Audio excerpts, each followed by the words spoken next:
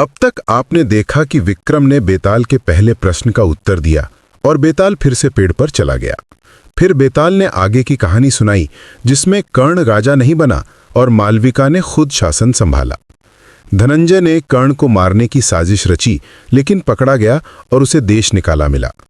कुछ वर्षों बाद अर्जुन नाम का एक व्यक्ति दरबार में आया, जो असल में धनंजय का भतीजा था। अर्जुन ने मालविका के मन में कर्ण के प्रति संदेह पैदा करने की कोशिश की, लेकिन मालविका ने अपने प्रेम और विश्वास पर भरोसा किया और अर्जुन की साजिश का पर्दाफाश कर दिया। बेताल ने विक्रम से पूछा कि क्या मालविका ने सही किया और क्या प्रेम में बार बार परीक्षा लेना उचित है। अब आगे की कथा। शमशान के अंधेरे में विक्रम की आवाज गूंजी। उन्होंने कहा, बेताल, तुम्हारा प्रश्न गहरा है, लेकिन उत्तर स्पष्ट है। मालविका ने बिल्कुल सही किया। जब संदेह के बादल छाते हैं तो मन की आवाज सुननी चाहिए, न कि दूसरों के शब्दों की। मालविका ने अपने अतीत के अनुभवों को याद किया और कर्ण के चरित्र को परखा। यही सच्चे प्रेम की पहचान है। और जहां तक बार बार परीक्षा लेने का सवाल है, तो वो गलत है। प्रेम एक बार साबित हो जाए तो उसे बार बार परखने की जरूरत नहीं, लेकिन जब बाहरी शक्तियां संदेह पैदा करें तो अपने विवेक से निर्णय लेना ही बुद्धिमानी है। विक्रम का उत्तर सुनते ही बेताल ने जोर की हंसी लगाई। उसकी आवाज पूरे शमशान में गूंज उठी। फिर अचानक वो विक्रम के कंधे से उड़ गया और वापस पेड़ पर जा लटका। विक्रम ने लंबी सांस ली। मैं जानते थे कि ये खेल अभी खत्म नहीं हुआ था। उन्होंने फिर से दृढ़ता से कदम बढ़ाए और पेड़ की ओर चल पड़े। इस बार जब विक्रम ने बेताल को पकड़ा तो बेताल ने कहा, हे राजन, तुम सचमुच धैर्यवान हो, लेकिन कहानी का अंत अभी बाकी है। सुनो, मैं तुम्हें बताता हूं कि आखिर में क्या हुआ। बेताल ने आगे बताया कि अर्जुन और धनंजय को सजा मिलने के बाद मालविका और कर्ण के राज्य में फिर से शांति आ गई। प्रजा खुश थी और दोनों का प्रेम पहले से भी गहरा हो गया था। मालविका ने महसूस किया कि कर्ण ने उसके लिए कितना कुछ सहा था। उसने हर बार संदेह का सामना किया था, लेकिन कभी भी अपना धैर्य नहीं खोया था। मालविका ने सोचा कि शायद अब समय आ गया है कि वो कर्ण को उसका असली हक दे। एक दिन मालविका ने दरबार में घोषणा की कि अब वो कर्ण को राजा बनाना चाहती है।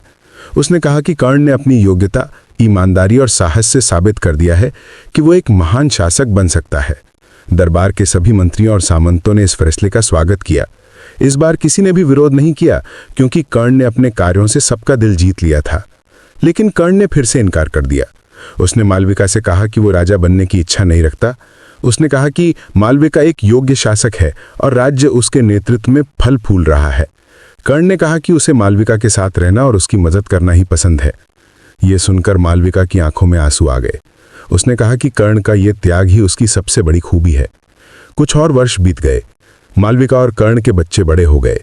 उनका बेटा वीरेंद्र एक कुशल योद्धा बन गया और बेटी विद्युत प्रभा एक विदुषी। राज्य में समृद्धि और शांति का राज था। सब कुछ इतना सुंदर था कि लगता था जैसे ये कोई स्वर्ग हो। लेकिन एक दिन अचानक एक सन्यासी राजमहल में आया। वो बहुत ही वृद्ध था और उसकी आंखों में एक अजीब चमक थी। उसने मालविका से मिलने की इच्छा जताई। जब मालविका उससे मिली तो सन्यासी ने कहा कि उसके पास मालविका के लिए एक महत्वपूर्ण संदेश है। उसने बताया कि मालविका के पिता राजा मदन वर्मा की मृत्यु स्वाभाविक नहीं थी, उन्हें जहर दिया गया था।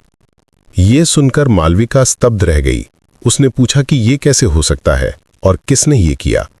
सन्यासी ने कहा कि उसे पूरी जानकारी नहीं है, लेकिन उसे शक है कि ये किसी करीबी व्यक्ति ने किया होगा।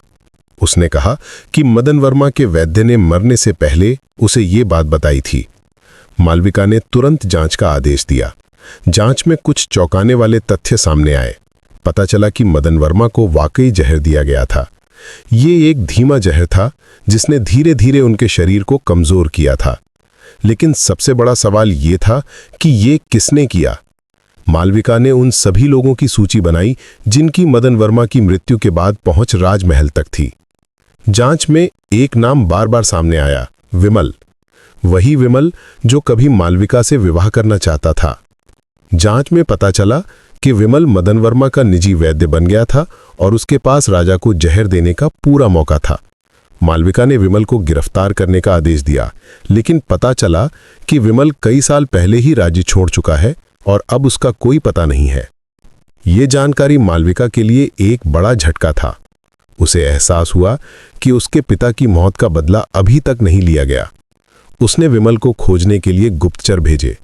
महीनों की खोज के बाद पता चला कि विमल एक दूर के राज्य में रह रहा है और वो एक प्रभावशाली तांत्रिक बन चुका है। मालविका ने कर्ण से कहा कि वो खुद जाकर विमल को पकड़ कर लाए।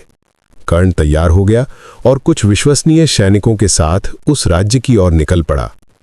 यात्रा लंबी और खतरनाक थी। जब कर्ण उस राज्य में पहुंचा तो उसे पता चला कि विमल वहां बहुत ही सम्मानित व्यक्ति है और राजा का निजी सलाहकार है। कर्ण ने उस राज्य के राजा से मिलकर पूरी स्थिति बताई, लेकिन उस राजा ने विमल का साथ दिया और कहा कि विमल एक महान विद्वान है और वो ऐसा कुछ नहीं कर सकता। कर्ण ने सबूत दिखाए, लेकिन उस राजा ने उन्हें मानने से इनकार कर दिया। कर्ण समझ गया कि यहां न्याय नहीं मिलेगा। एक रात कर्ण ने चुपके से विमल के महल में घुसपैठ की। उसने विमल का सामना किया और उससे सच्चाई जाननी चाहिए। विमल ने हंसते हुए सब कुछ स्वीकार कर लिया। उसने कहा कि उसने मदन वर्मा को इसलिए मारा क्योंकि मदन वर्मा ने मालविका का विवाह कर्ण से कर दिया था। विमल ने कहा कि वह मालविका से सच्चा प्रेम करता था और उसे लगा कि यदि मदन वर्मा नहीं रहेंगे तो राज्य में अराजकता फैलेगी और वह स्थिति का फायदा उठाकर मालविका को पा सकता है। कर्ण क्रोधित हो गया और उसने विमल को पकड़ने की कोशिश की, लेकिन विमल ने अपनी तांत्रिक शक्तियों का प्रयोग किया। दोनों के बीच भयंकर युद्ध हुआ। विमल की तांत्रिक शक्तियां बहुत प्रबल थीं, लेकिन कर्ण का साहस और दृढ़ता कम नहीं थी। लंबे संघर्ष के बाद कर्ण ने विमल को घायल कर दिया। विमल गिर पड़ा और उसने अंतिम सांस लेते हुए कहा कि प्रेम में पागल व्यक्ति कुछ भी कर सकता है और उसे अपने किए पर कोई पछतावा नहीं है। कर्ण विमल के शव को लेकर वापस लौटा। जब मालविका ने सारी कहानी सुनी तो वह रो पड़ी। उसे पता नहीं था कि उसके पिता की मौत का कारण उसका अपना विवाह था। कर्ण ने उसे सांत्वना दी और कहा कि यह उसकी गलती नहीं थी। विमल का मन विकृत हो गया था और उसने अपनी कुंठा में एक निर्दोष व्यक्ति की हत्या कर दी।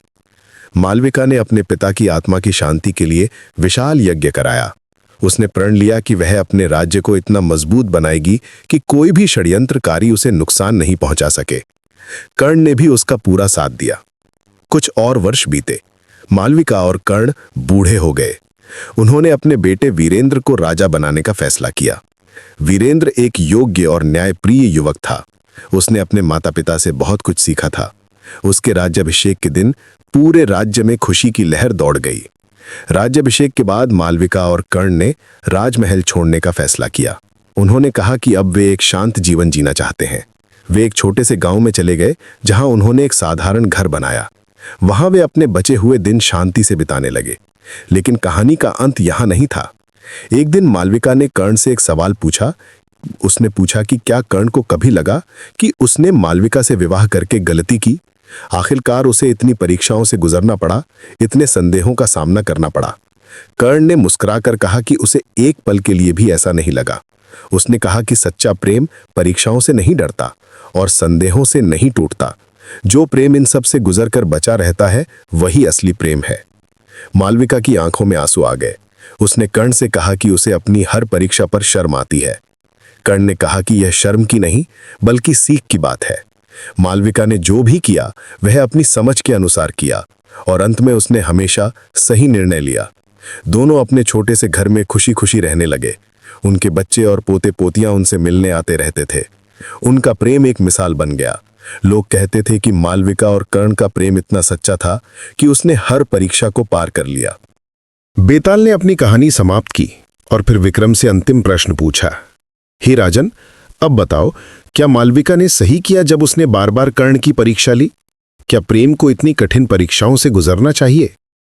और सबसे महत्वपूर्ण, क्या कर्ण एक मूर्ख था जिसने इतना सहा, या फिर वो एक सच्चा प्रेमी था जो प्रेम की असली परिभाषा समझता था?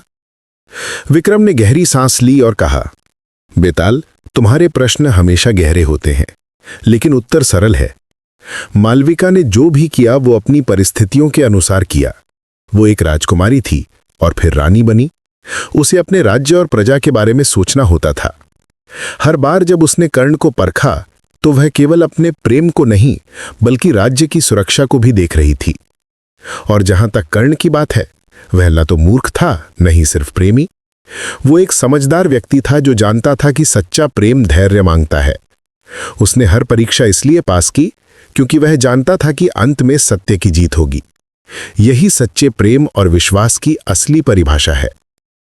विक्रम का उत्तर सुनते ही बेताल जोर से हंसा, लेकिन इस बार वो विक्रम के कंधे से नहीं उड़ा। विक्रम हैरान रह गए। बेताल ने कहा, हे महाराज विक्रमादित्य, तुमने मेरे सभी प्रश्नों का सही उत्तर दिया। तुम्हारी बुद्धि, धैर्य और न्यायप्रियता ने मुझे प्रभावित किया है।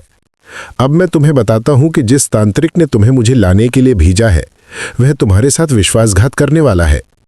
जैसे ही तुम मुझे उसके पास ले जाओगे, वह मुझ पर एक मंत्र पढ़ेगा और मुझसे अपार शक्ति प्राप्त कर लेगा। फिर वह तुम्हें मार देगा और तुम्हारे राज्य पर कब्जा कर लेगा। यदि तुम बचना चाहते हो तो जैसे ही वह तुमसे कहे कि तुम जमीन पर लेट जाओ, तुम उसे ही लिटा देना और उसका सिर काट देना। तभी तुम और तुम्हारा राज्य सुरक्षित रहेगा। विक्रम ने बेताल को धन्यवाद दिया। वे तांत्रिक के पास पहुंचे। तांत्रिक खुशी से उछल पड़ा। उसने विक्रम से कहा कि वे बेताल को जमीन पर रखें और खुद साष्टांग प्रणाम करे। विक्रम ने तुरंत समझ लिया कि बेताल सही कह रहा था। उन्होंने तांत्रिक को ही जमीन पर लेटा दिया और एक ही वार में उसका सिर काट दिया। बेताल प्रसन्न हुआ और विक्रम को आशीर्वाद देकर अदृश्य हो गया। विक्रम वापस अपने महल लौटे। उन्हें एहसास हुआ कि प्रेम और विश्वास की कहानी केवल मालविका और कर्ण की नहीं थी, बल्कि हर उस व्यक्ति की है जो सच्चाई के रास्ते पर चलता है। उन्होंने सोचा कि जीवन में परीक्षाएं आती रहेंगी, संदेह उठते रहेंगे, लेकिन जो अपने सत्य पर अडिग रहता है, अंत में वही विजयी होता है। क्या विक्रमादित्य की यात्रा यहीं समाप्त हो गई? क्या बेताल फिर कभी लौटेगा? और क्या यहीं से सच का पर्दा उठेगा? अगली कथा, राजा की दुविधा और सत्य की कठोर परीक्षा, विक्रम बेताल कथा।